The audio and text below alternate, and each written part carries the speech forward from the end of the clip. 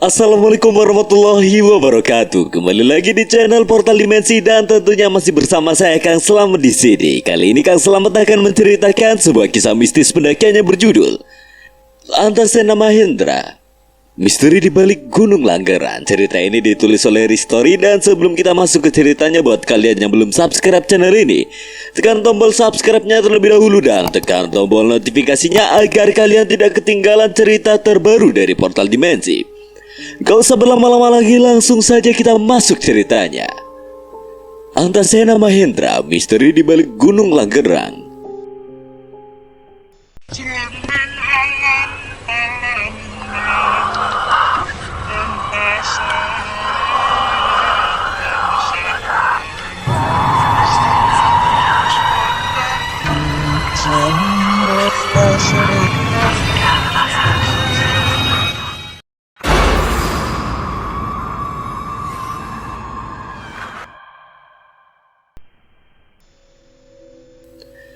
Liburan akhir pekan adalah momen yang dinantikan setiap orang untuk melepaskan diri dari rutinitas sehari-hari dan menikmati waktu berkualitas dengan keluarga, teman, atau bahkan sendiri.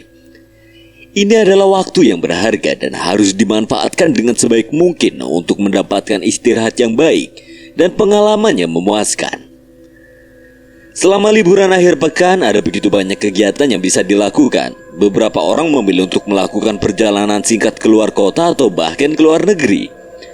Sementara yang lain memilih untuk tetap berada di rumah dan menikmati kegiatan di dalam kota.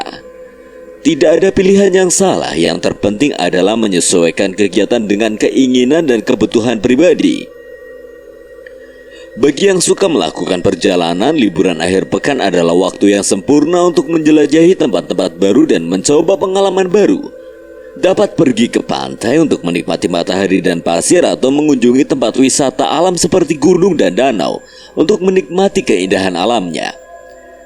Di hari yang cerah ini kami akan liburan ke salah satu gunung yang berada di Gunung Kidul. Gunung Kidul adalah kabupaten di Jogja yang sebagian wilayahnya masuk dalam Pegunungan Sewu. Maka tak heran kalau di kabupaten ini terdapat banyak dataran tinggi dengan pemandangan alam yang mempesona, dan mungkin juga banyak yang belum tahu bahwa di Gunung Kidul ada sebuah gunung atau lebih tepat disebut bukit yang sangat friendly untuk pendaki pemula karena tingginya tidak sampai 1000 mdpl. Nama gunungnya adalah Gunung Langgeran. Gunung Langgeran merupakan gunung api purba yang isinya adalah batu-batu raksasa hasil dari pembekuan magma yang terjadi kurang lebih 60 juta tahun yang lalu. Gunung ini menjadi objek wisata yang sangat menarik karena dari sana kita bisa menikmati Jogja, khususnya daerah Gunung Kidul, dari sisi yang berbeda. Mungkin banyak di antara kalian yang belum mengetahui gunung tersebut, namun bagi warga Yogyakarta, gunung ini sudah terdengar tidak asing lagi. Gunung ini terletak di Desa Langgeran, Kecamatan Patuk, Kabupaten Gunung Kidul yang berada pada deretan pegunungan Baturageng. Sengaja kami memilih gunung tersebut untuk mengisi akhir pekan ini. Selain tempatnya dekat dengan rumah simbahku, niat kami juga hanya ingin mengajak Lastri untuk liburan. Selama ini Lastri hanya terbaring di rumah akibat kakinya yang lumpuh karena santet kiriman seseorang. Awalnya Lastri menolak ajakan kami, namun setelah dibujuk oleh Laras, akhirnya Lastri mau untuk ikut dengan kami. Rencananya kami akan ke sana dengan jumlah 6 orang, yaitu aku, Aswan, Reza, Kuncoro, Laras, dan Lastri. Rencana ini tercetus 3 hari lalu saat kami makan bersama di pendopo. Waktu itu Aswan yang tiba-tiba berucap ingin mengajak Lastri mendaki, namun karena Lastri baru saja pulih dan belum pernah merasakan yang namanya mendaki gunung, Simba melarang kami untuk mengajaknya. Aku mengerti dengan maksud Aswan ingin mengajak Lastri mendaki, akan tetapi Simba juga tidak salah melarangnya. Memang fisik Lastri belum begitu pulih sepenuhnya. Akhirnya aku coba mencari solusi lain supaya Aswan bisa mengajak mendaki Lastri, tapi tidak membahayakan fisiknya. Ketika sedang berpikir mencari solusi yang terbaik, aku teringat dengan gunung api purba yang jaraknya tidak terlalu jauh dari sini. Waktu itu tanpa sengaja aku sempat membaca beberapa artikel mengenai gunung tersebut. Pemandangan dari atas gunung api purba itu menyajikan panorama yang sangat menggoda mata bagi siapapun yang melihatnya. Alhasil aku mengusulkan pada yang lain untuk liburan ke sana saja. Lagi pula gunung tersebut juga tidak terlalu tinggi, jadi kurasa fisik Lastri pasti mampu lah. Temanku yang lain setuju dengan usulanku. Simbahku pun juga setuju jika hanya mendaki ke sana. Pagi ini di teras rumah, aku bersama Aswan sedang merapikan barang bawaan ke dalam keril. Sembari menunggu kedatangan yang lainnya, walaupun ketinggian maksimal Gunung Langgeran tidak sampai 1000 mdpl, kami juga menyiapkan persiapan sebelum melakukan pendakian untuk menghindari hal-hal yang tidak diinginkan. Boleh dibilang persiapannya dilakukan untuk melakukan pendakian Gunung Langgeran tidak perlu seheboh pendakian gunung lain. Misalnya Merapi dan Merbabu yang memiliki ketinggian lebih dari 3000 mdpl. Udah semuanya, Andra? Udah beres, Wan? Aku jemput Lastri dulu ya. Ya, sana jemput. Aswan beranjak dari duduknya sembari menjeringai ke arahku. Maklum, mungkin Aswan sedang terserang penyakit bucin kronis. Assalamualaikum, ucap seseorang berambut gondrong dari arah gerbang rumah. Waalaikumsalam. Tumben tepat waktu. Aku menoleh ke arah Kuncoro dan memperhatikan dirinya dari bawah hingga ke atas. Kuncoro melipat kedua tangannya sembari mendangat dan memajukan satu kakinya seolah sedang menunjukkan style yang ia kenakan. Gimana, keren kan? Sekarang aku sudah gak pakai sendal lagi. Aku masih diam melihat pakaiannya ia kenakan. Memang Kuncoro kali ini menggunakan baju dan celana yang biasa digunakan pendaki. Semua itu juga pemberian dari Aswan, tapi ada yang salah dari alas kakinya. Kamu yakin mau pakai sepatu ini? Yo iyalah, daripada pakai sendal kayak kemarin. Apalagi sendalku wes halus kok, lunyu. Yo tapi apa, keren toh? Ya tapi gak sepatu bola juga, Kuncoro. Kamu mau nyelading orang apa mau mendaki? Loh, iki lancip-lancip kan biar gak lunyu, Sena. Balas Kuncoro dengan menunjukkan bagian alas sepatunya. Jika sepatu bola futsal mungkin masih bisa ditoleransi, tapi ini sepatu bola yang biasa digunakan di lapangan besar. Meskipun sepatu tersebut memiliki sol yang kuat, tetapi tidak dirancang untuk digunakan dalam pendakian gunung. Permukaan sepatu yang halus dan tidak ada cengkraman yang memadai dapat membuatnya sangat licin di medan yang berbatu dan terjal. Sepatu itu cocoknya di tanah yang datar, Kuncoro, bukan untuk mendaki. Lah, terus aku pakai apa? Aku hanya menggeleng dan segera beranjak masuk ke dalam untuk mengambil sepatuku. Beruntung Aswan memiliki beberapa sepatu sneakers di rumah Simbah. Jadi nanti aku bisa meminjamnya dulu pada Aswan, sedangkan sepatuku akan aku berikan kepada Kuncoro. Nih, pakai sepatuku aja. Kamu nanti pakai apa, Sena? Nanti aku pinjam Aswan dulu. Itu buat kamu aja supaya gak aneh-aneh lagi. Tenan nih. Iya, Coro. Makasih ya, Sena. Setidaknya sepatu tersebut masih layak untuk dipakai dan belum terlalu usang. Biar nanti aku beli yang baru daripada membiarkan Kuncoro memakai sepatu bola.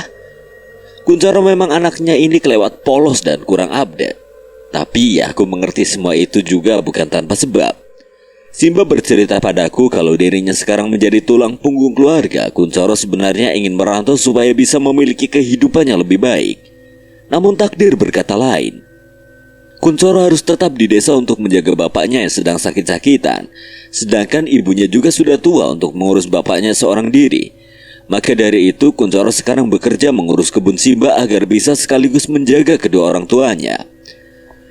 Di balik tingkahnya itu, orang-orang pasti tidak akan menyangka dengan beban yang harus ia tanggung. Aku sendiri bahkan kagum kepadanya. Kadang aku berpikir betapa kurang bersyukurnya aku dengan apa yang sudah kumiliki. Padahal banyak orang di luar sana yang kehidupannya lebih sulit dibandingkan kehidupanku. Tapi terkadang juga masih saja ada orang yang tidak pernah bersyukur dengan apa yang ia miliki. Bahkan ada yang menjadikan dirinya seolah orang yang paling berkuasa dengan memandang rendah orang lain. Mereka seperti terjebak dalam siklus keluhan dan ketidakpuasannya tidak berkesudahan. Selalu melihat segala hal dari sudut pandang yang negatif, tanpa pernah menghargai apa yang telah ada di hadapan mereka. Orang-orang yang tidak mau bersyukur ini seringkali memandang rendah orang lain. Mereka merasa bahwa mereka lebih baik, lebih pintar, atau lebih berhak atas segala yang mereka miliki. Mereka lupa bahwa setiap individu memiliki kisah hidupnya sendiri, tantangan yang berbeda dan perjuangan yang mungkin tidak terlihat oleh mata mereka yang picik. Hal tersebut jugalah yang membuat mereka seringkali terjebak dalam sikap egois, terlalu sibuk dengan diri sendiri dan tidak pernah melihat keluar dari sudut pandang mereka yang sempit. Namun perlu diingat bahwa ketidakpuasan dan pandangan rendah ini tidak hanya merugikan diri sendiri, tetapi juga merugikan orang di sekitarnya.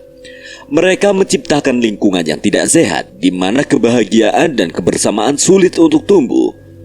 Maka dari itu, alangkah baiknya kita belajar untuk bersyukur dan menghargai apa yang telah kita miliki. Mari kita melihat kebaikan dalam diri sendiri dan orang lain tanpa memandang rendah atau meremehkan. Kita harus saling memahami bahwa setiap individu memiliki nilai dan potensi yang berharga, dan kita semua memiliki peran penting dalam menciptakan dunia yang lebih baik. Suara klakson mobil mengalihkan pandanganku yang sedang memperhatikan Kuncoro memakai sepatu yang kuberikan. Kulihat mobil Avanza Geboy sudah mengambil posisi parkir di pekarangan rumah. Seorang pria dan wanita turun dari mobil tersebut. Sadar dengan aku yang sedang memperhatikannya, wanita itu melambaikan tangan kepadaku sembari melemparkan senyumannya ke arahku. Sedangkan pria yang bersama wanita itu aku tidak menghiraukannya walau dia sudah melambai sambil melompat-lompat. Assalamualaikum. Waalaikumsalam. Maaf Yandra kalau lama. Gak apa-apa Koras, setahun juga aku tungguin. Aku masih pura-pura tidak melihat ke arah Reza yang berada di samping Laras. Dari ujung mataku aku dapat melihat ekspresi wajahnya berubah kecut. Bibirnya monyong-monyong sembari mengikuti perkataanku sebelumnya. Anggap aja gak ada orang. Reza, baru datang apa sudah dari tadi Zah? Kok gak ngabar-ngabarin kalau mau kesini? Nyi. Guyon Zah, saya masuk dulu. Aku mengajak mereka masuk ke teras rumah. Kulihat simbahku sudah duduk di samping Kuncoro sembari menikmati rokok Tingwe. Coro yang sudah selesai memakai sepatu segera berdiri dan bersalaman pada Reza. Assalamualaikum Mbak Arya. Waalaikumsalam Cahayu. Uti kemana Mbak?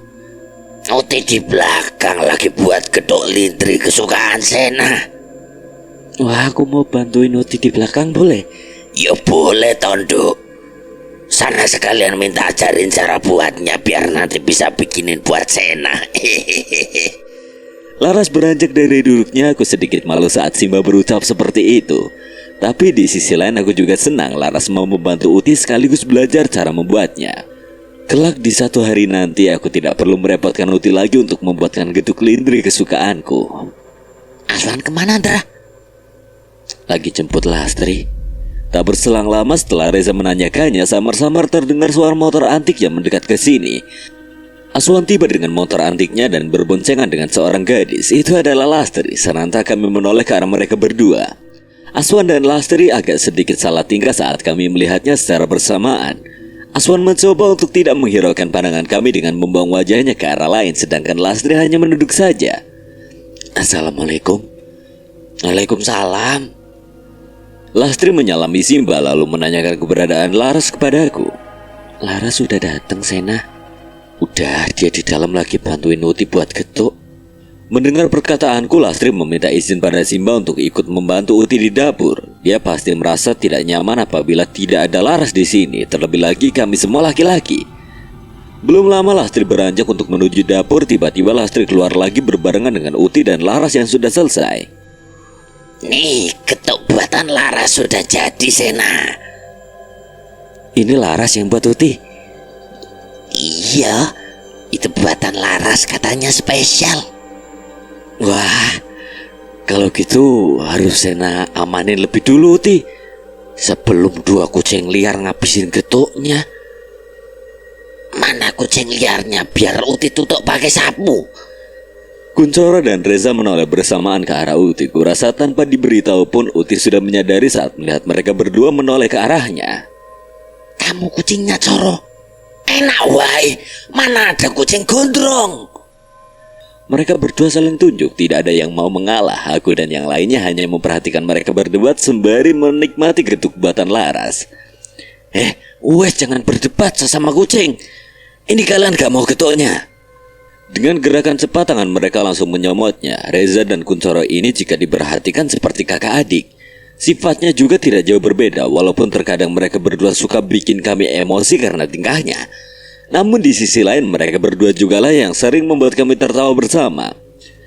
Jarum pendek sudah menunjukkan pukul 10, kami segera memasukkan barang bawaan ke dalam mobil. Sengaja kami berangkat agak siangan, sebab jarak gunung tersebut tidaklah jauh dari sini. Mungkin hanya 45 menit perjalanan untuk kami sampai di sana. Setelah semua barang sudah tersusun rapi di dalam mobil, kami segera berpamitan pada Uti dan Simba yang sejak tadi berdiri di teras sembari memperhatikan kami. Kalian hati-hati ya. Iya Uti. Sena, kamu jagain Laras lo, dan Aswan kamu jagain Lastri. Kalau Lastri kecapean jangan dipaksain untuk naik. Aku dan Aswan saling pandang, lalu secara bersamaan mengambil posisi tegak seraya mengangkat satu tangan layaknya seorang tentara yang diberi tugas oleh atasannya. Siap, laksanakan. Di sepanjang perjalanan ini kami saling bercerita sembari melontarkan candaan. Pemandangan belantara hutan jati yang kami lewati kini sudah digantikan pemandangan perbukitan. Dengan hati yang penuh kekaguman, kami terus melanjutkan perjalanan di sepanjang perbukitan yang mempesona. Udara segar bertiup lembut, mengusir penat dan membawa kebahagiaan dalam setiap hembusanya. Kami menikmati setiap momen, mengabadikan keindahan alam dengan kamera dan mengisinya dengan tawa dan cerita. Larasati dan Lastri, sepintas nama kalian mirip ya. Lastri itu nama singkatan saja. Nama asliku Lastika Sri Maheswari. Aku dan Aswan seketika saling pandang saat Lastri menyebutkan nama aslinya. Sejak kecil kami hanya tahu nama Lastri, dan kini kami baru mengerti kalau nama itu hanyalah sebuah singkatan. Aku gak pernah nyangka kalau Lastri hanya sebuah singkatan. Iya, nama itu merupakan warisan dari keluarga kami. Nama itu mengandung arti kesucian dan kekuatan. Ayahku memilih nama itu dengan harapan aku akan menjadi wanita yang kuat dan berbakti pada keluarga. Pantas saja kamu begitu tegar menghadapi permasalahan yang dihadapi. Ya, mungkin wanita yang berinisial L memiliki kelebihan khusus dalam menghadapi masalah. Gak usah ngadi-ngadi, mana ada kayak gitu. Aswan dan Lastri tertawa kecil melihat tingkahku dan Lara. Suasana seketika menjadi hangat, namun aku merasa ada yang aneh. Sejak tadi Kuncoro dan Reza hanya diam saja. Biasanya mereka yang berkelakar membuat suasana menjadi ramai. Ku coba memanggilnya untuk menanyakan keadaan mereka, namun tidak jadi saat melihat Reza membuka pembicaraan pada Kuncoro.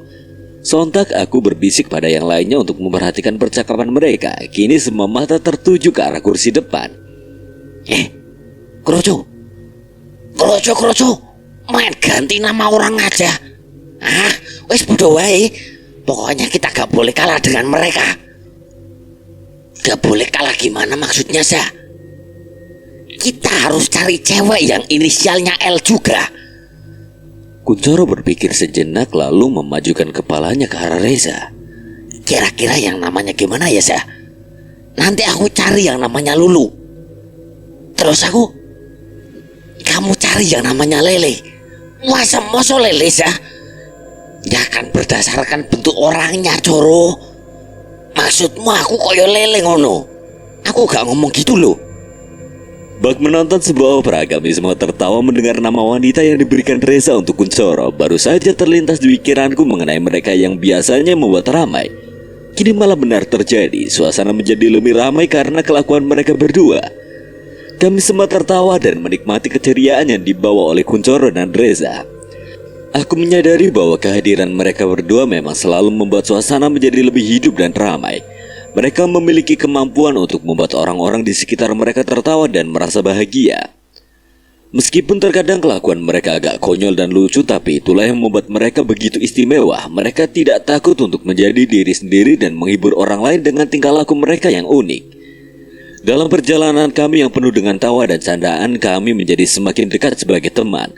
Kami saling mengenal satu sama lain dengan baik, memahami kelebihan dan kekurangan masing-masing, dan tetap saling mendukung dalam setiap situasi. Ketika kami melewati rintangan dan tantangan dalam perjalanan, keceriaan dan semangat dari Kuncoro dan Reza memberikan energi juga motivasi bagi kami semua.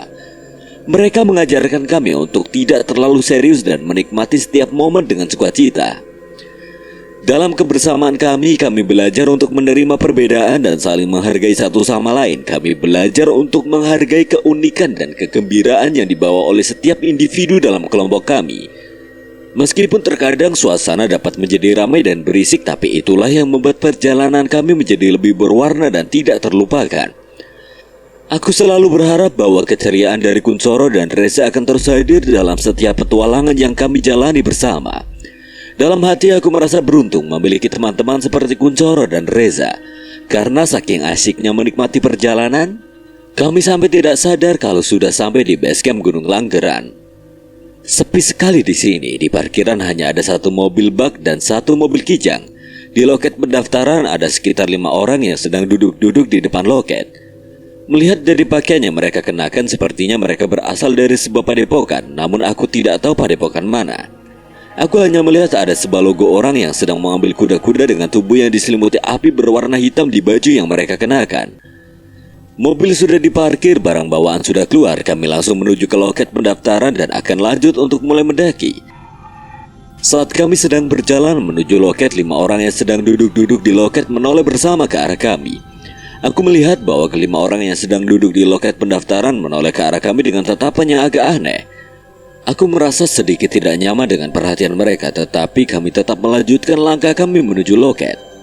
Dah, aku sama Krojo ke warung dulu ya, lapar.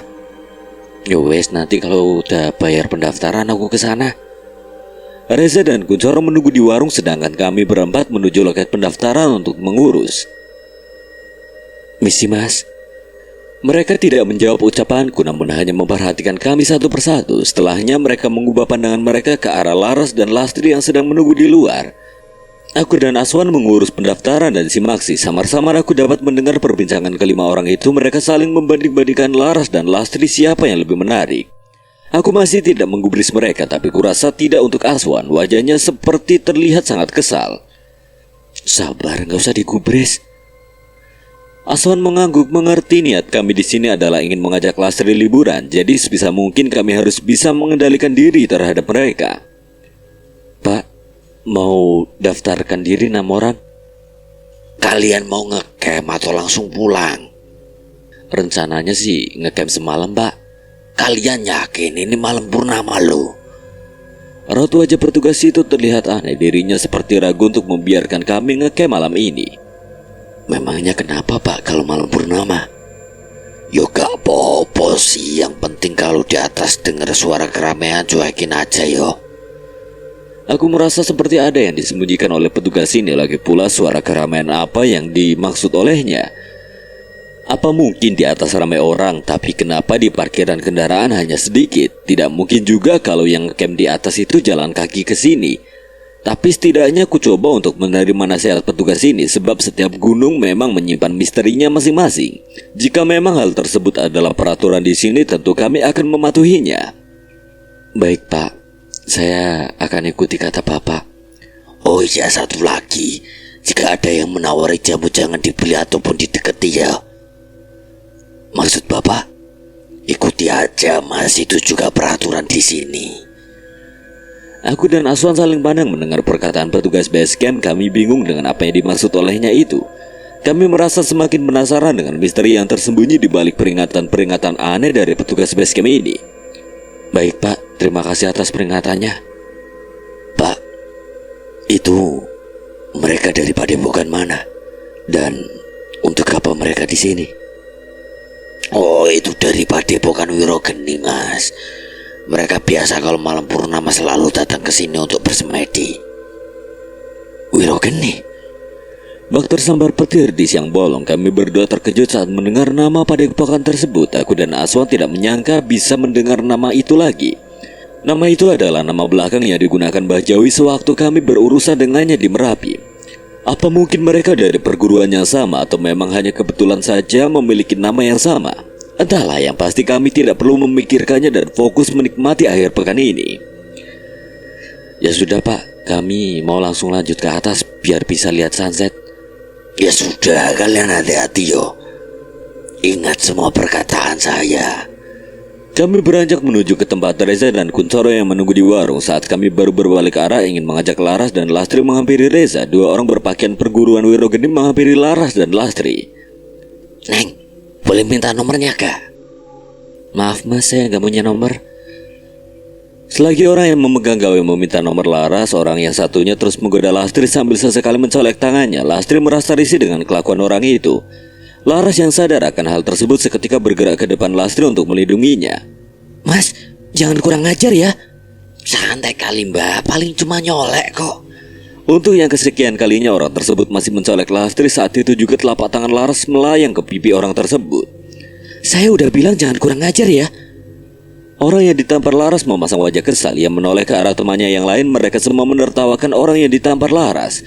Wajah orang itu seketika menjadi kesal. Dirinya menatap Laras dengan melebarkan kedua bola matanya seolah sedang mengintimidasi Laras. Emang kamu kira aku takut kalau kamu melotot kayak gitu? Sampai kamu nyentuh lagi, aku gak akan segan menampar kamu lagi. Ras, udah yuk kita ke tempat Kuncoro aja. Lastri masih ketakutan sembari terus mengajak Laras untuk pergi ke tempat Reza dan Kuncoro. Namun karena sudah terlanjur kesal, Laras tidak menggubris Lastri. Wajah orang yang ditampar Laras terlihat sangat kesal sekali. Dirinya merasa seperti dipermalukan di depan teman-temannya yang lain. Pria yang sebelumnya memegang gawe sudah mengajak orang itu untuk tidak mengurusi Laras. Tapi percuma, dia sudah merasa sangat dipermalukan dengan emosi yang sudah membuncah.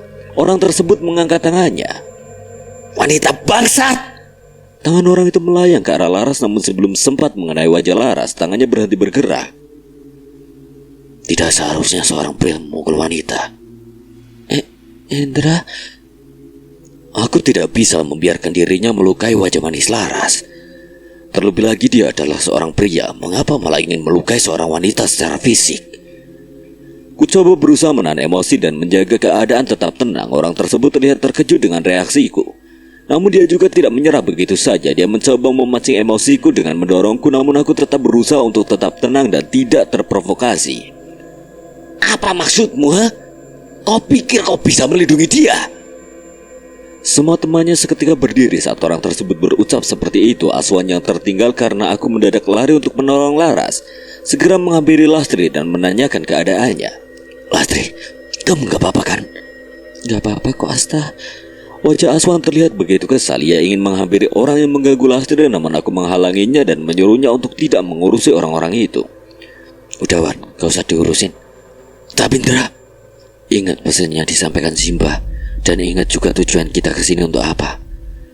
Aswan mendengus kesal, namun ia tetap menuruti perkataanku. Posisi kami saat ini sedang tidak memungkinkan untuk meladeni mereka.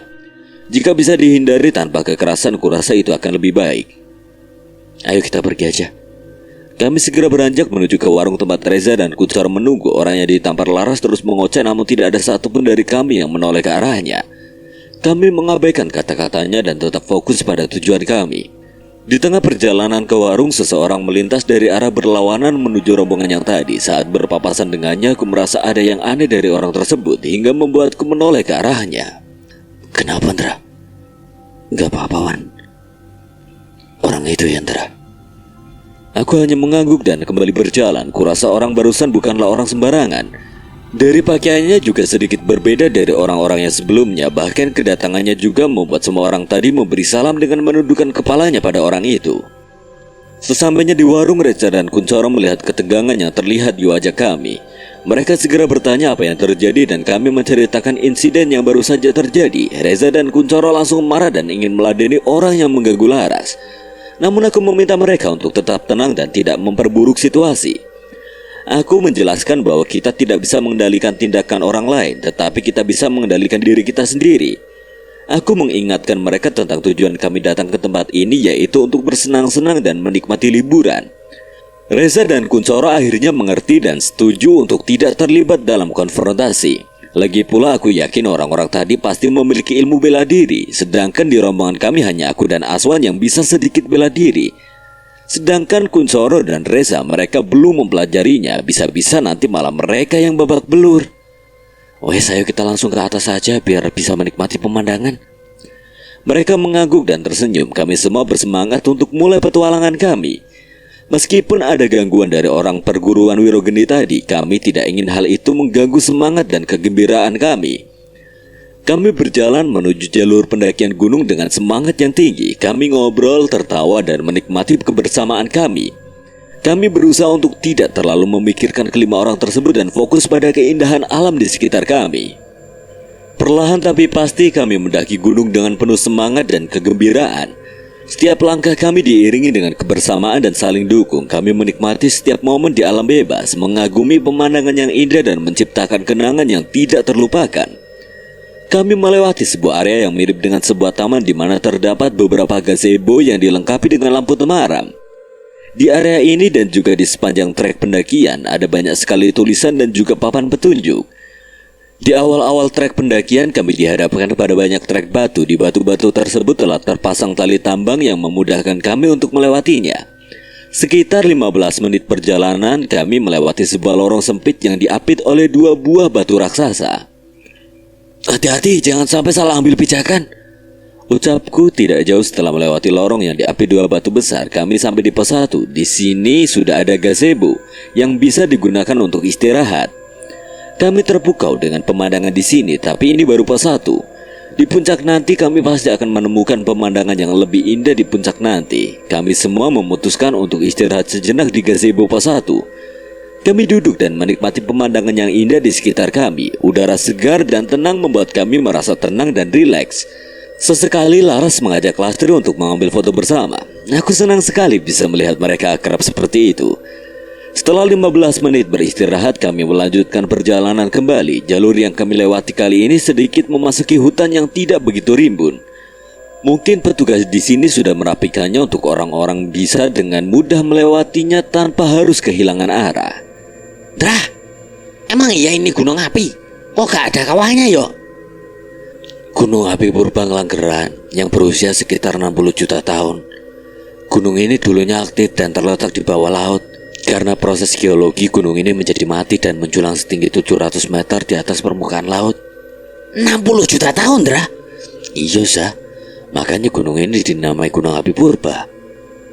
Sekitar 20 menit menuju puncak, kini kami melewati sebuah persimpangan. Di persimpangan ini ada petunjuk yang menuju ke sebuah area yang dinamakan Mata Air Comberan. Menurut tulisan yang ada di papan petunjuk, perempuan yang sedang datang bulan dilarang masuk ke area ini. Di tempat ini terdapat sebuah sumber mata air abadi serta sebuah pohon tua yang di bawahnya terdapat sebuah jejak telapak kaki yang diukir pada sebuah prasasti.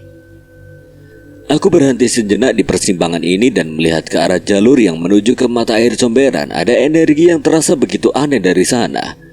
Energi tersebut seperti berusaha menarikku untuk menuju ke sana. Energinya begitu kuat dan menarik perhatianku. Drah, kenapa berhenti? Gak apa-apa, Sah. Udah, yuk lanjut jalan lagi. Kami melanjutkan perjalanan kembali menuju puncak. Namun entah mengapa aku merasa penasaran sekali dengan tempat itu. Terdengar suara seseorang memanggil namaku. Suaranya begitu berat seperti orang yang sudah berumur cukup tua. Ku coba untuk tidak menghiraukannya dan tetap melanjutkan perjalanan. Tapi belum jauh aku melangkah, lagi-lagi suara yang memanggil namaku terus terdengar di sepanjang perjalanan ini. Kuedarkan pandangan ke segala penjuru hutan, namun aku tidak menemukan apapun. Jika ia manusia ataupun sosok gaib, aku pasti bisa merasakan kehadirannya. Suara tersebut terus terdengar menyuruhku untuk menghampiri Mata Air Comberan. Ku coba untuk tidak mempedulikan suara itu lagi dan segera beranjak kembali menuju puncak. Sesampainya kami di campground, kami tidak menemukan siapapun di sini. Aku kira di sini akan ramai yang membangun tenda. Tapi ternyata tidak ada seorang pun selain rombongan kami di sini. Benar-benar sunyi sekali di sini. Kita istirahat dulu 10 menit lalu membangun tenda. Semua mengiyakan perkataanku. Kami istirahat merentangkan kaki yang terasa begitu pegal. Walaupun gunung ini tidak tinggi, namun mendaki melewati jalur bebatuan, rasa capeknya malah 2 kali lipat dari jalur pendakian yang berupa tanah. Hal tersebut disebabkan karena jalur bebatuan membutuhkan lebih banyak tenaga dan konsentrasi untuk melangkah dengan aman. Kami merasa lega bisa beristirahat sejenak dan merasakan kenyamanan di campground. Setelah istirahat selesai, kami mulai membangun tenda. Kami bekerja sama dengan cepat dan efisien, membantu satu sama lain dan menyiapkan tempat untuk kami bermalam. Meskipun sunyi, suasana di campground terasa hangat dan penuh kebersamaan. Kami membangun 2 tenda yang saling berhadapan supaya bisa membangun flysheet di bagian tengahnya untuk kami gunakan memasak makanan malam. Hari semakin sore, sinar mentari perlahan meredup di balik cakrawala, membiarkan senja melukis keindahan yang begitu memanjakan mata. Di langit yang semakin gelap, warna-warni jingga merah dan ungu bercampur harmonis, seakan-akan alam sedang menciptakan sebuah karya seni yang tidak tertandingi. Di puncak gunung ini, udara sejuk menyambut senja dengan lembut. Angin berbisik lirim membawa aroma segar dari hutan dan menyapu kelelahan perjalanan. Suara burung-burung yang pulang ke sarangnya menjadi serenada alam yang menenangkan hati. Di tengah-tengah keindahan senja, kami duduk bersama dengan tatapan terpesona. Wajah-wajah kami terpancar kebahagiaan dan kekaguman akan kebesaran alam. Kami merasakan betapa kecilnya diri di hadapan keindahan semesta ini. Senja di puncak gunung membawa ketenangan dan keindahan yang tidak tergambarkan, seperti lukisan alam yang hidup. Tiap detiknya memberikan keajaiban dan keindahan baru. Kami menyaksikan matahari terbenam dengan rasa syukur dan kekaguman yang mendalam. Lastri terpaku melihat pemandangan di sini. Matanya perlahan mulai berkaca-kaca. Dirinya terus mengedipkan mata, berusaha agar air matanya tidak jatuh membasahi pipinya. Sadar akan hal itu, Laras yang duduk di sampingnya mendekat ke arah Lastri lalu mengelus punggungnya. Hal tersebut membuat kami seketika menoleh ke arah Lastri. Kamu kenapa nangis, Lastri? Terima kasih banyak ya. Kalian udah mau menolong dan mengajak aku jalan-jalan. Satu persatu dari kami melempar senyum pada Lastri, namun hal itu malah membuat air mata yang berlinang di bola matanya perlahan mulai menetes. Kami seketika panik saat melihat Lastri yang mengeluarkan air mata, walaupun sebenarnya kami tahu air mata yang membasahi pipinya itu adalah air mata bahagia. Tenang Lastri, kamu tidak perlu berterima kasih. Aku yakin semua yang ada di sini senang bisa membantu dan mengajakmu jalan-jalan. Jadi kamu gak usah khawatir lagi. Yang sudah berlalu biarlah berlalu. Kini kamu harus fokus masa depan yang lebih cerah lagi. Lastri mencoba mengontrol emosinya, namun air matanya terus mengalir. Dia mencoba menjelaskan perasaannya yang sulit diungkapkan. Aku hanya merasa begitu terharu dan bersyukur memiliki teman-teman seperti kalian. Kalian telah mengubah hidupku, memberikan dukungan dan membuat diriku merasa senang akan rasa kepedulian yang kalian berikan kepadaku. Aswan beranjak dari duduknya dan menghampiri Lastri lalu duduk di samping Lastri. Dengan masih menatap ke arah langit, Aswan berucap, "Kita semua adalah teman." Tidak. Maksudku, mereka adalah teman yang saling mendukung dan peduli satu sama lain. Kami ingin kamu merasa bahagia dan merasakan keindahan dunia ini kembali. Jadi, nikmatilah momen ini dan biarkan kami menjadi bagian dari kebahagiaanmu. Iya benar yang dikatakan Aswan, Lastri. Aku masih diam dan mencerna perkataan Aswan tadi, seperti ada yang aneh dari kata-katanya itu. Tadi dia bilang mereka adalah teman. Jika Aswan berkata seperti itu, secara tidak langsung dirinya tidak termasuk dari temannya ia ucapkan. Sebentar Wan, kayaknya kok ada yang aneh dari kata kamu tadi. Aku memicikan mata sembari menatap Aswan.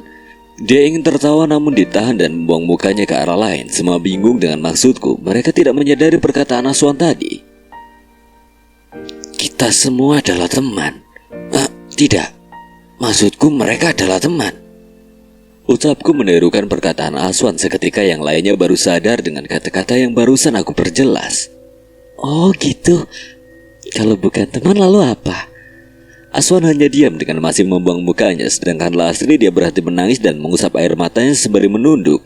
Lastri tersipu malu saat aku memperjelas perkataan Aswan tadi. Ketika aku dan Laras sedang meledek Aswan, tiba-tiba terdengar sebuah suara seseorang yang sedang berdoa. Spontan kami semua menoleh ke arah suara itu berasal. Ya Gusti, tolong pertemukan hambamu ini dengan jodohnya, supaya tidak menderita dengan rasa iri dengki ini.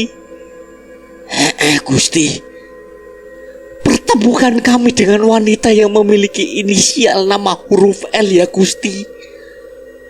Gusti. Reza menoleh ke arah Kuncoro yang juga ikut mengangkat kedua tangannya sembari menyambungkan doa yang diucapkan Reza. Setelahnya Reza kembali mengangkat kedua tangan lagi dan melanjutkan doanya. Ya Gusti, pertemukan hamba dengan wanita yang bernama Lulu, dan yang di sebelahku pertemukan dia dengan Lele. Kuncoro berhenti berucap, kepalanya mendongak ke atas. Butuh beberapa saat untuknya mencerna perkataan Reza. Gak ada nama lain, Jah. Jangan Lele ngono lho. Ya wes, kakak piye? Wasem. Wes, ora usah. Aku doa sendiri aja. Lagian, aku doa kamu cuman Gusti.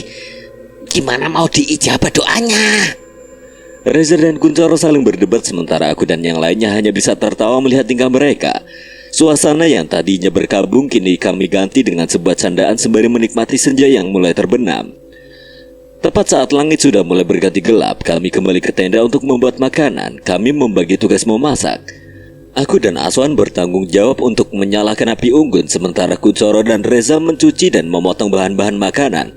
Sedangkan Laras dan Lastri, mereka menjadi koki makan malam kami kali ini. Laras dan Lastri memasak dengan penuh perhatian, mencampurkan berbagai bumbu dan rempah-rempah yang kami bawa dari rumah. Aroma sedap pun mulai tercium di sekitar kami, mengusir kesunyian malam yang menyelimuti tempat ini.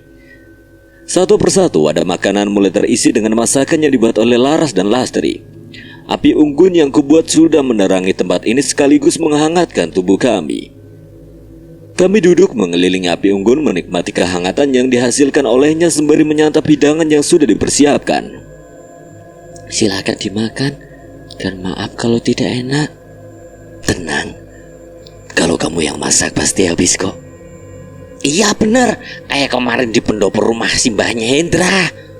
Sayur sop, telur dadar, ayam goreng, dan beberapa makanan pelengkap sudah berjajar rapi di hadapan kami. Satu persatu dari kami mengambil makanan tersebut, namun Reza dan Kuncoro aku suruh mengambilnya belakangan. Jika mereka mengambil lebih dulu, nantinya yang lain malah akan mendapat makanan sisaan dari mereka berdua. Selesai menyantap hidangan malam, kami membersihkan sisa-sisa makanan dan merapikan tempat agar tetap bersih dan rapi. Setelahnya kami duduk kembali di sekitar api unggun, merasakan kehangatannya terpancar dari bara api. Kami saling bercerita dan tertawa, menciptakan momen kebersamaan yang berharga di tengah kegelapan malam. Kulihat bulan bersinar begitu terang. Aku beranjak dari api unggun untuk menuju ke sebilah batu yang terlihat cukup nyaman untuk menikmati suasana malam ini. Sedangkan yang lainnya sedang asik melempar candaan sembari bercerita tentang masa lalu yang lucu di depan api unggun. Entah mengapa aku lebih suka kesunyian ketika berada di ketinggian. Alam seperti memberitahuku akan satu hal, bahwa keberadaan kita di tengah alam semesta ini adalah begitu kecil dan sementara.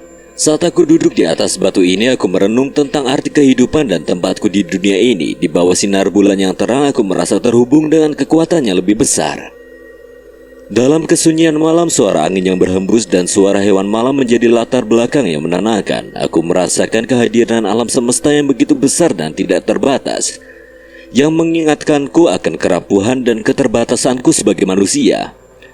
Di tengah keramaian dan kehidupan sehari-hari yang penuh dengan kebingisan, aku menemukan ketenangan dan kedamaian di dalam diriku sendiri. Aku bisa berpikir dengan jernih, merenungkan tujuan hidupku dan menemukan kedalaman dalam pikiran dan perasaanku. Aku merasakan energi yang mengalir di sekitarku, memenuhi setiap saraf tubuhku. Aku merasakan kehadiran yang lebih besar yang memberiku kekuatan dan inspirasi untuk menjalani hidup dengan penuh rasa syukur dan pengabdian. Ketika bulan menggantung di langit dengan keagungan yang tidak tertandingi, cahayanya yang lembut dan menyeluruh menyinari setiap lekuk dan ceruk puncak gunung, menciptakan kontras yang menakjubkan dengan kegelapan sekitarnya. Udara terasa segar dan dingin. Dalam suasana yang tenang dan sunyi, suara alam terdengar lebih jelas dan menciptakan sedikit rasa gelisah. Di langit malam, bintang-bintang berkelap-kelip dengan gemerlap yang memukau. Mereka terlihat begitu dekat, seolah-olah bisa dijangkau oleh tangan kita. Keindahan langit yang penuh dengan gemintang dan rasi bintang membawaku ke dalam alam semesta yang luas dan misterius. Namun di antara semua keindahan itu, bulan purnama adalah pusat perhatian yang tidak terbantahkan.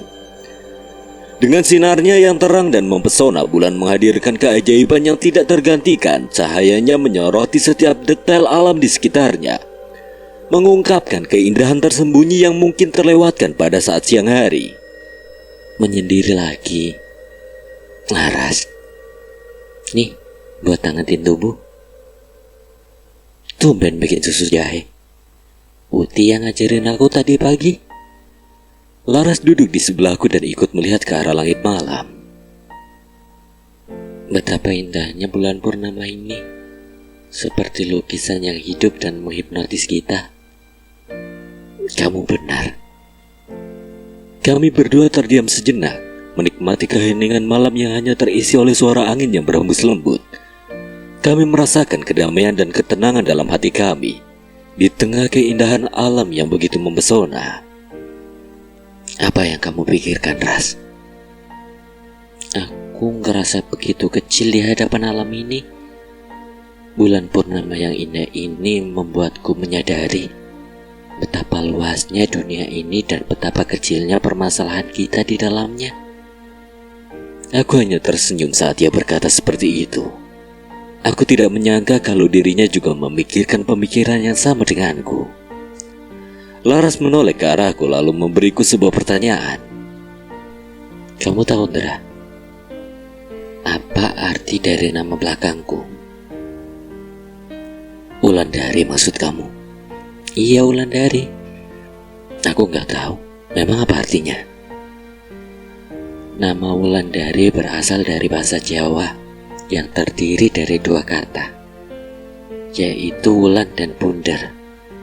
Maka wulan adalah bulan, sedangkan bundar artinya bundar atau lingkaran. Jadi, jika disatukan artinya adalah bulan yang bundar atau bulan purnama. Aku terkagum mendengar penjelasan Laras tentang makna dari nama belakangnya. Aku merasa seperti ada keajaiban yang terkandung di balik namanya. Bulan purnama memang memiliki keindahan yang tidak tergantikan. Dan ternyata namamu mengandung makna tersebut. Sepertinya nama itu sangat cocok dengan kepribadianmu yang begitu tenang dan memikat. Nama itu selalu mengingatkan aku akan keindahan alam dan kebesarannya ada di sekitar kita, seperti bulan purnama yang memberikan cahaya dan kehangatan. Aku berharap bisa memberikan hal yang sama bagi orang-orang di sekitarku. Aku tersenyum mengangguk, merasa semakin terhubung dengan Laras. Kami berdua memiliki pemikiran yang sama tentang keindahan alam dan tempat kita di dalamnya. Nama Laras yang mengandung makna bulan purnama semakin membuatku merasa bahwa takdir membawanya ke dalam hidupku. Di sisi lain, Aswan dan yang lainnya masih sibuk berbincang di api unggun. Aswan yang melihat Hendra sedang duduk dengan Laras sambil menatap langit seketika mengalihkan perhatiannya. Kita samperin Hendra sama Laras yuk. Mereka semua mengangguk dan segera beranjak untuk menghampiri Hendra. Namun baru beberapa langkah berjalan, Kuncoro tiba-tiba menghentikan langkahnya. Kenapa, Coro? Aku kebelet. Ya sudah, di sana jangan jauh-jauh. Sah, temenin yo. Jauh saya tak temenin. Ingat ya, kalian jangan jauh-jauh. Reza dan Kuncoro segera pergi mencari tempat yang pas untuk Kuncoro membuang hajatnya. Saat mereka berjalan masuk ke dalam hutan, suasana menjadi semakin gelap dan sunyi. Cahaya bulan purnama hanya sedikit yang mampu menembus pepohonan yang rimbun. Reza dan Kuncoro berjalan dengan hati-hati menghindari akar-akar yang menjulang di tanah. Saat beberapa saat mencari, mereka menemukan sebuah spot yang cukup terlindungi di balik semak-semak. Kuncoro segera memilih tempat yang sesuai untuk melakukan keperluannya, sementara Reza berjaga-jaga di dekatnya. Dalam keheningan malam, suara alam semakin terdengar jelas. Angin berbisik lembut melalui pepohonan, menciptakan suasana yang dingin dan menenangkan. Beberapa kali Reza mengusap tengkuknya saat ada angin yang berhembus. Matanya menelisik ke segala penjuru hutan yang dipenuhi kegelapan.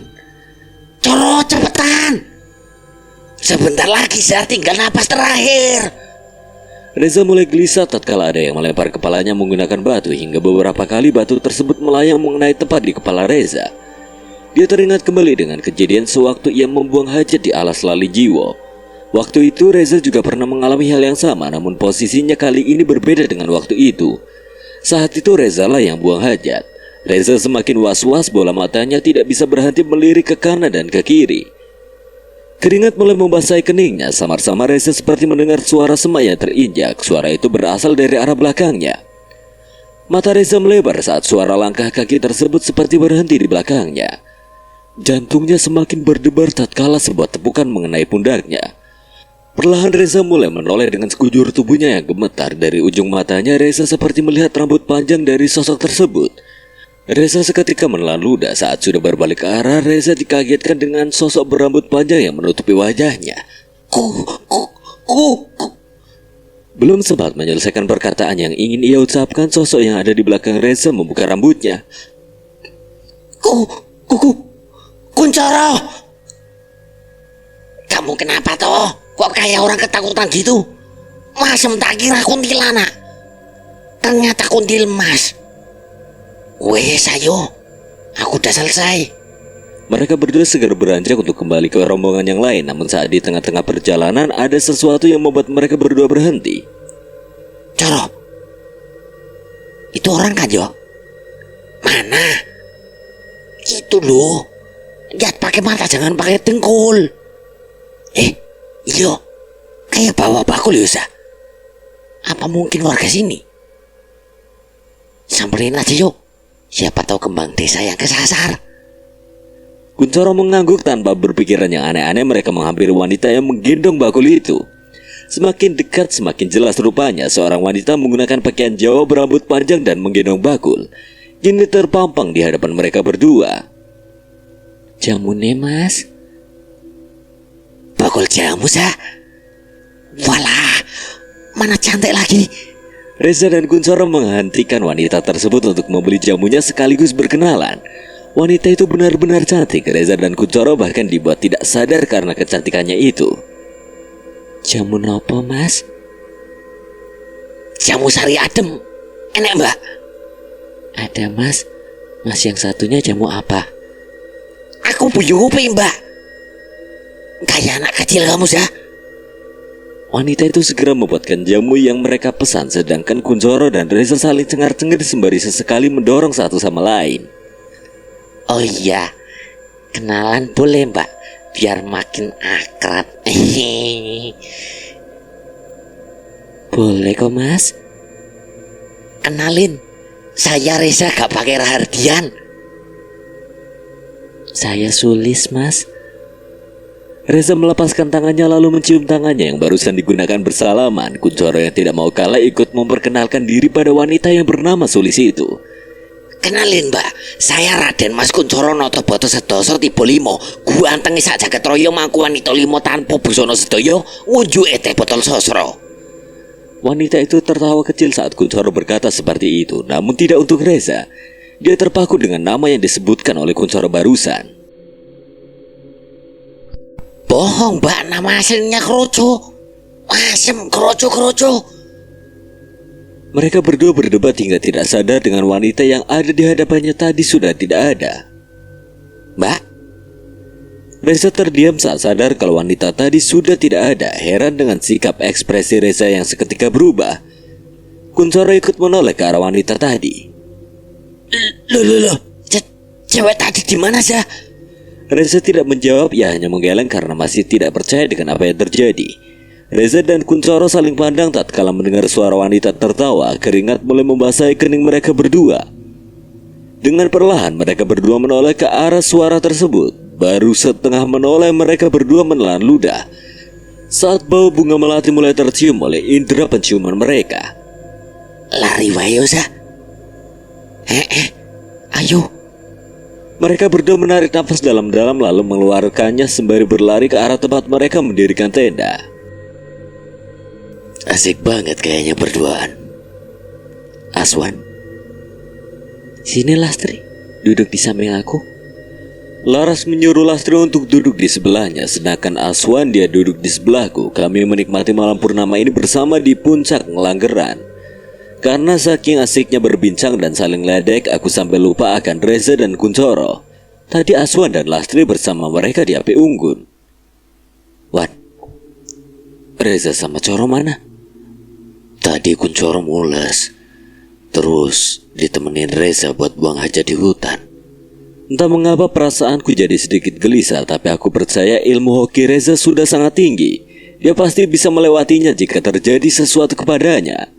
Malam semakin larut, hawa juga semakin terasa menusuk kulit. Kulihat jam di pergelangan tanganku sudah menunjukkan pukul 11. Aku benar-benar tidak sadar kalau malam sudah cukup larut, mungkin karena saking asiknya berbincang menikmati keindahan malam purnama di sini. Udah hampir tengah malam, kita masuk ke tenda aja yuk. Laras dan Lastri yang sudah merasa kedinginan mengiyakan perkataanku. Kami kembali menuju tenda untuk beristirahat. Jika berlama-lama di luar, nantinya fisik Lastri akan drop karena tidak terbiasa dengan hawa dingin di gunung. Sesampainya di tenda, Laras dan Lastri langsung masuk untuk beristirahat, sedangkan aku dan Aswan masih di depan tenda yang kami dirikan flashlight untuk kami masak tadi. Aswan membuatkanku minuman hangat guna menghangatkan tubuh kami. Reza dan Kuncoro kok belum balik-balik ya, Wan? Tunggu aja, bentar lagi paling mereka balik, Ndra. Kami duduk di depan tenda sambil menunggu kepulangan Reza dan Kuncoro. Sambil menyeruput teh hangat yang disediakan Aswan, kami memperbincangkan keindahan malam purnama yang kami saksikan tadi. Waktu terus berlalu, tapi Reza dan Kuncoro belum juga kembali. Rasa khawatir mulai menyelimuti pikiran kami. Kami berusaha memanggil mereka dengan suara keras, tapi tidak ada jawaban yang kami terima. Apakah mereka tersesat? Tenang, mungkin mereka hanya terlambat. Kita tunggu sebentar lagi. Namun semakin lama kami menunggu, semakin gelisah aku rasakan. Kami khawatir ada sesuatu yang terjadi pada mereka di tengah malam yang gelap ini. Tanpa pikir panjang, aku dan Aswan memutuskan untuk mencari mereka. Kami membawa senter dan berjalan menuju arah hutan tempat mereka pergi tadi. Setelah beberapa saat mencari, kami akhirnya menemukan jejak mereka. Kami mengikuti jejak tersebut dengan hati-hati, berharap bisa menemukan Reza dan Kuncoro dengan keadaan baik-baik saja. Akhirnya kami menemukan mereka. Mereka sedang duduk di atas batu besar, terlihat lelah dan kedinginan. Mereka tersenyum lega saat melihat kami datang. Kami tersesat di hutan tadi, tapi akhirnya kami menemukan jalan pulang. Kok bisa tersesat? Tadi ada jemu gendong hantu. Aku dan Aswan saling pandang bingung dengan apa yang dimaksud Kuncoro. Jamu gendong hantu gimana maksudnya? Nanti aja wis tak ceritain, di tenda kami haus, jadi susah buat ngomong. Aku dan Aswan membantu mereka berdiri dan segera beranjak menuju tenda. Sesampainya di tenda, aku segera mengambilkan sebotol air untuk mereka minum. Setelah dirasa cukup lega, Reza mulai menceritakan kejadian yang tadi mereka alami. Kami bertemu hantu wanita gendong bakul jamu, Ndra. Iya, tadi itu cewek cantik banget, Sena. Tapi pas kita lagi berdebat, tiba-tiba dia ngilang. Gak lama setelah dia menghilang, ada suara wanita cekikikan. Ih, serem banget, Sena. Aku dan Aswan saling pandang, terkejut dengan perjelasan yang dikatakan oleh Kuncoro. Sebelumnya juga petugas basecamp sempat memperingati kami untuk tidak menggubris jika ada wanita yang menawari jamu. Mungkin sosok itu yang dimaksud oleh petugas. Dah, gak usah dipikirin. Mending kalian tidur aja. Insya Allah sosok itu gak akan muncul lagi. Reza dan Kuncoro mengerti dengan perkataanku. Mereka merasa sedikit lebih tenang dan memutuskan untuk masuk ke dalam tenda. Kita jaga di sini, Indra. Gak usah, mending ikut istirahat aja. Sosok itu gak akan berbuat jahat, ia hanya mengusili saja. Kami menyusul masuk ke dalam tenda untuk istirahat. Bukan tanpa sebab aku bersikap setenang ini. Semua itu karena barusan sosok yang dibicarakan kulihat muncul dari hutan yang ada di samping tenda kami. Mungkin Aswan tidak menyadarinya, namun aku dapat merasakannya. Tidak ada aura jahat yang terpancar dari dirinya. Satu persatu dari kami mulai membaringkan tubuh. Reza dan Kuncoro seperti biasa, mereka berdua tidur bersebelahan, sedangkan Aswan di sebelahku. Dia menggunakan keril sebagai sekat pembatas antara dirinya dan Kuncoro. Aku tahu apa maksud dia memberi pembatas. Ia pasti takut terkena banjir liur yang tercipta dari mulut Reza dan Kuncoro. Suara dengkuran mulai bersautan di dalam tenda. Suara tersebut sangat mengganggu genang telingaku.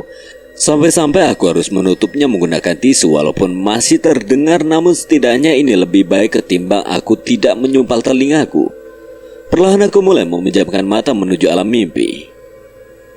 Aku membuka mata kembali tatkala mendengar suara seseorang memanggil namaku. Aku masih berpikir kalau aku hanya salah dengar karena telingaku yang kusumpal menggunakan tisu. Akhirnya aku memejamkan mata kembali. Mahendra. Lagi dan lagi aku tersentak saat suara itu memanggil lagi. Aku baru sadar kalau aku tidak salah mendengarnya. Kubuka tisu yang menyumpal telingaku dan menajamkan indera pendengaranku. Suara itu kini terdengar dengan jelas. Suaranya berasal dari arah tempat aku sebelumnya menikmati keindahan bulan purnama. Segera aku beranjak keluar dan melihat ke arah tempat tersebut. Ada seseorang yang sedang duduk bersila di sebilah batu.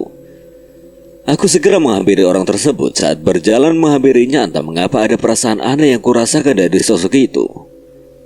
Assalamualaikum. Waalaikumsalam. Suaranya begitu berat dan suara itu sama seperti suara yang ku dengar saat di persimpangan jalur yang menuju air mata comberan.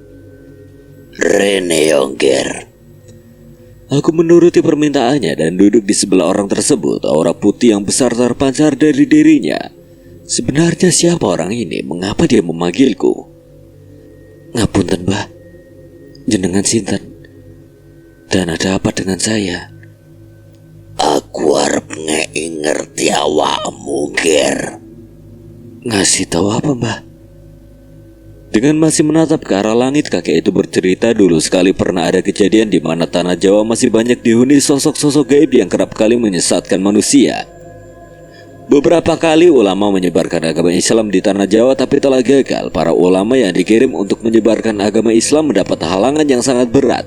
Meskipun berkembang tetapi hanya dalam lingkungan yang kecil, tidak bisa berkembang secara luas.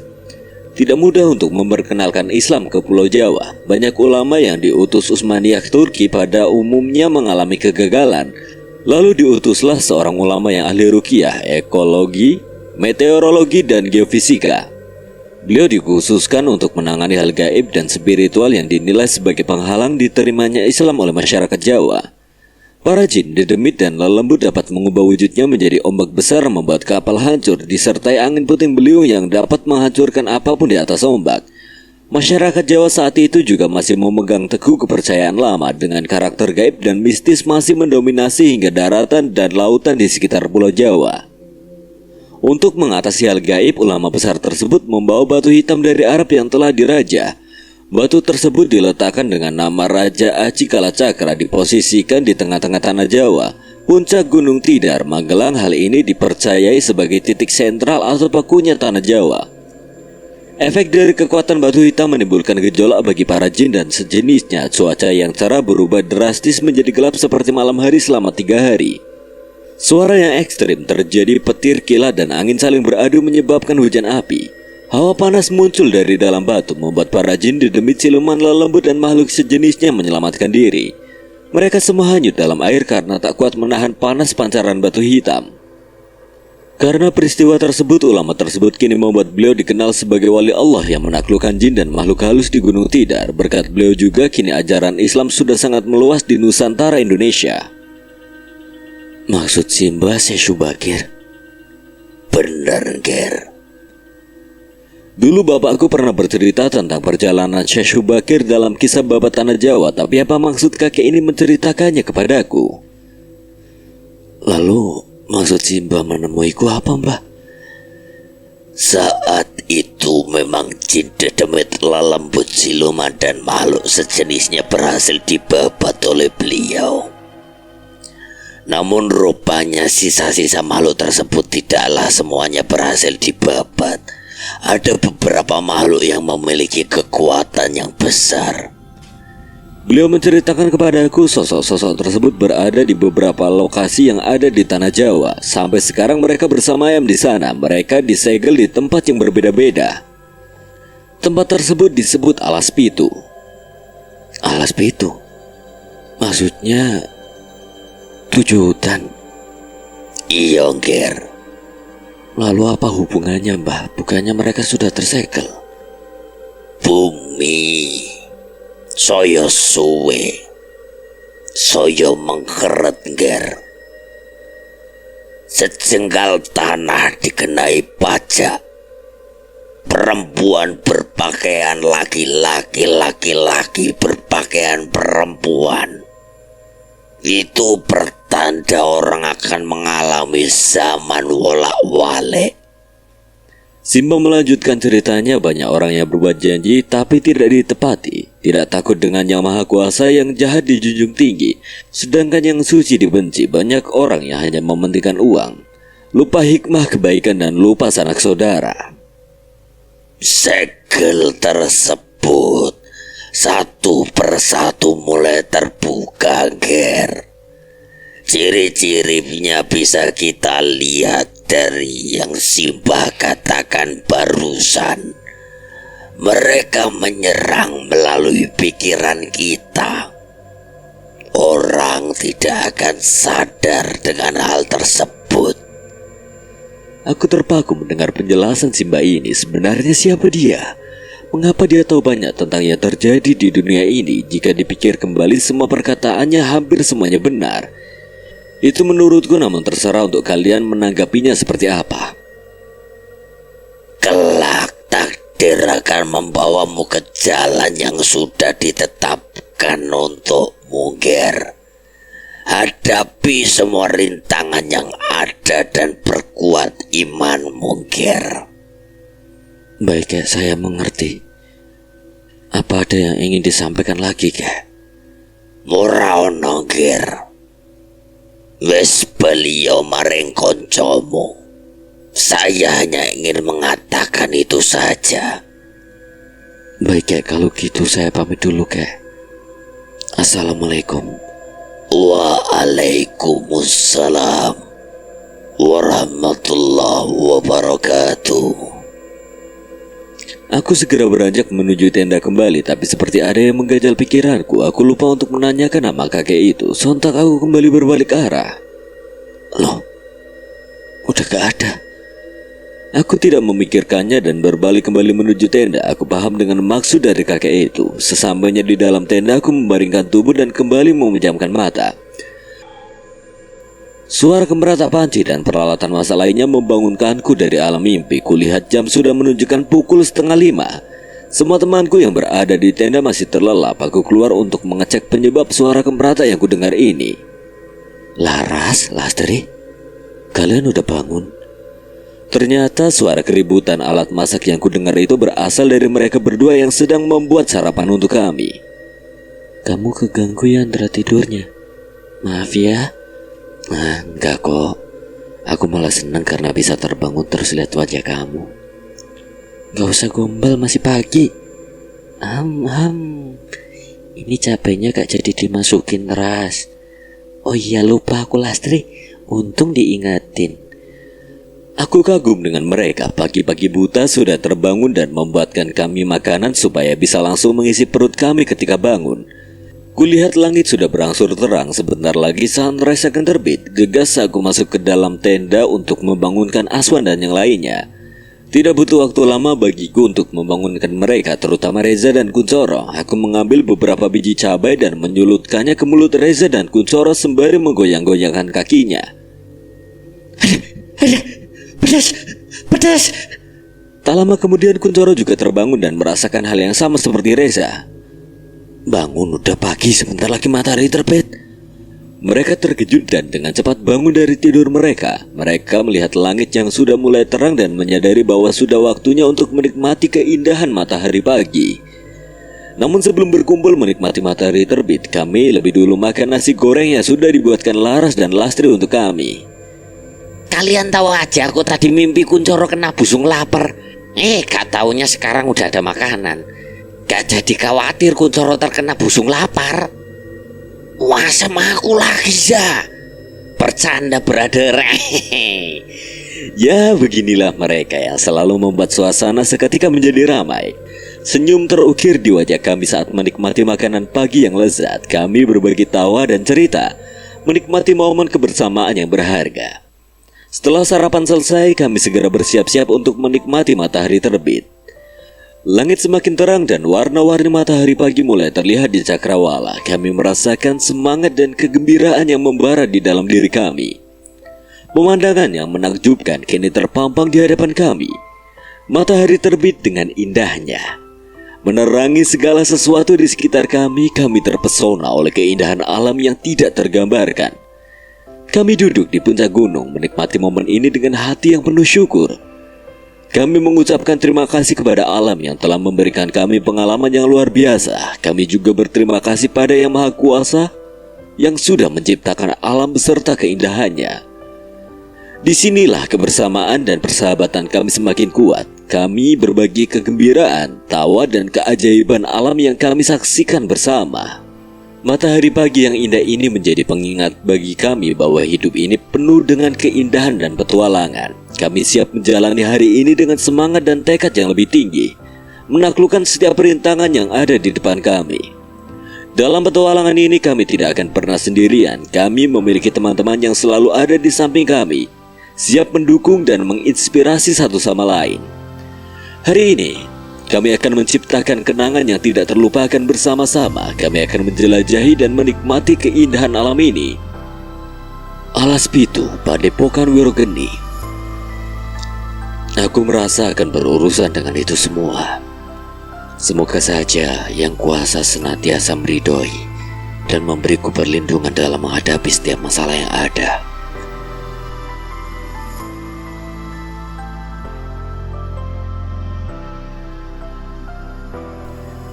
Sekian dan terima kasih buat dari Story yang telah mengizinkan saya membawakan ceritanya. Apabila ada kesalahan atau kekurangan, Kang Selamat memohon maaf sebesar-besarnya. Akhir kata, Kang Selamat pamit undur diri. Wassalamualaikum warahmatullahi wabarakatuh. Sampai berjumpa lagi.